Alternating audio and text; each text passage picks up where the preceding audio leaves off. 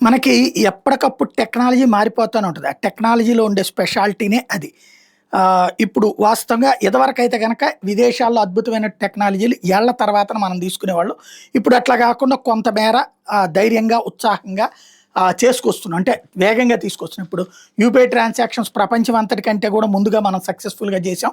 ఇది అందరికీ తెలిసినటువంటిదే. అయితే అదే సందర్భంలో ఇప్పుడు మరొక కీలకమైనటువంటి అంశం స్పష్టంగా కనబడుతున్నది ఏంటి అంటే, చైనా ఇప్పుడు మనం పేమెంట్స్‌కి థంబ్ ఇంప్రెషను అట్లాగే ఏది ఆధార్ కార్డు థంబ్ ఇంప్రెషన్ ఏసినా సరే డబ్బులు అవుతాయి. అట్లాగే మన కార్డు ద్వారా ఇట్లాంటి వాటి ద్వారా జరుగుతున్నాయి. యూపీఐ ట్రాన్సాక్షన్స్ ఫోను ద్వారా జరుగుతున్నాయి.